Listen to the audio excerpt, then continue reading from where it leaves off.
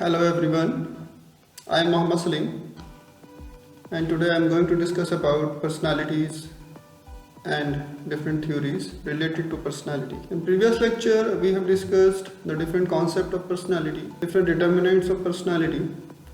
In this lecture we will discuss about different theories of personality.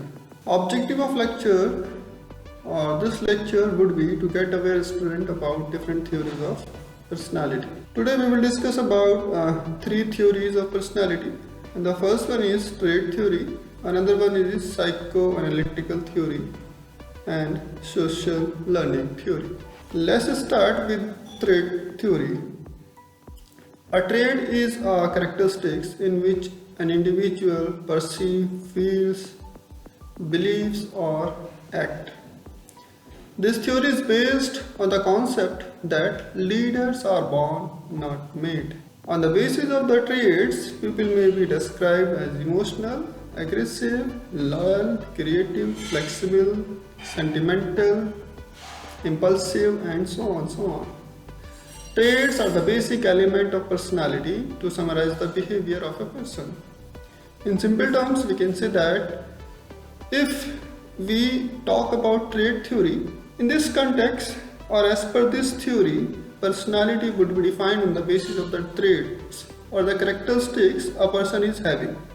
Suppose someone is very emotional, we say that he or she is very emotional person, the emotional personality. Someone is very aggressive, we assume him or her that they are very aggressive. So on the basis of traits or the characteristics, a personality is defined. Next is psychoanalytical theory, which is propounded by Sigmund Freud. Theory is Freudian concept of unconscious nature of personality, based on interaction between three components of mind, that is ID, ego and superego. What is ID? ID is the primitive part of mind that seek immediate gratification of biological needs such as hunger, thirst, etc. It means, suppose you are going or you passing through a way and you saw a boy playing football. Your mind start thinking to get that ball without any consciousness. And in this case, maybe you fight with that boy to get the ball. That is the ID. Means whatever your biological needs, जो भी आपकी biological needs हैं और आप उन्हें कैसे पूरा करना चाह रहे हैं, that is the ID. Another is superego.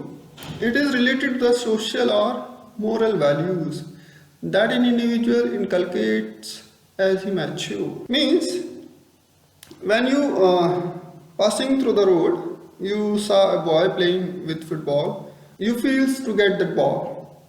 But on the other hand, when your superego works, you handle yourself to behave in a very socialized manner.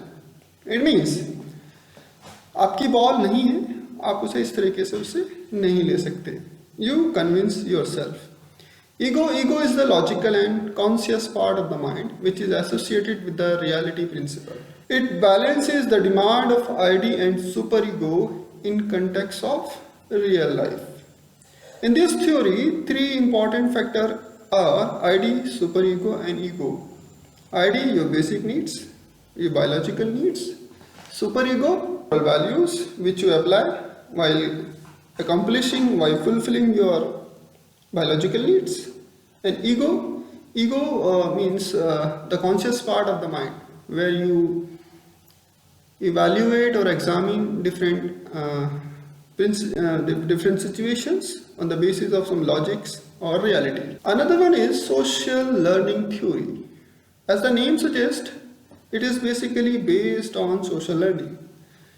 एक personality जब बनती है तो we can say that it is because of the social variables rather than biological variables.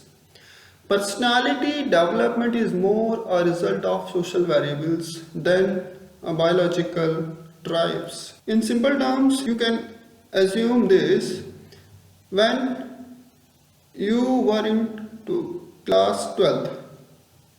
You pass the exam and you plan for your higher studies. Now you are in classroom and you are studying computer science. So definitely the learning environment in which you are at present, definitely you will learn about computer science, about technology, about different prospect of technology in our life. It means the social surroundings related to the study of computer science, information technology will develop you. Another point is motives can be traced to known and conscious needs and wants.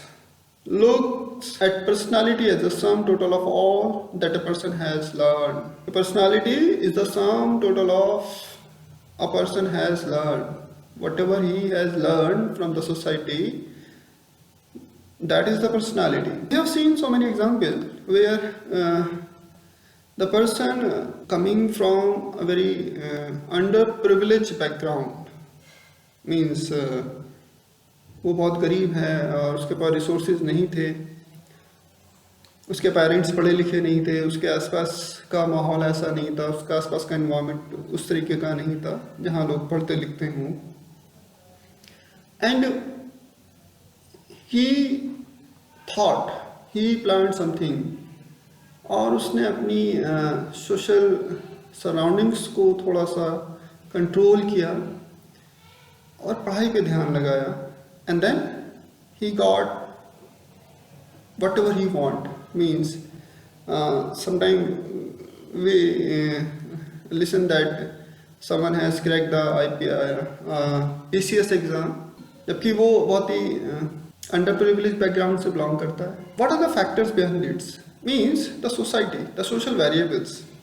Biologically वो एक किसान का बेटा हो सकता है, वो एक मजदूर का बेटा हो सकता है, बट उसकी सोशल वेरिएबल्स ने उसको लर्न करने के लिए इंस्पायर किया और वो अपने गोल्स को अचीव करता चला गया. Next point is focus on behaviour patterns and cognitive activities in relation to specific condition. It uses reinforcement and punishment approach as well. Being a manager, you have to provide a good working conditions. You have to provide a good environment to your employees, because good environment definitely will motivate and inspire them to do. But sometimes there may be so many or few persons who are not doing well or who are not performing up to the mark. Definitely these person is liable to the punishment and reinforcement practices. So guys, that is all about of today lecture. I hope you get the idea. If you have any question or query, you can write me.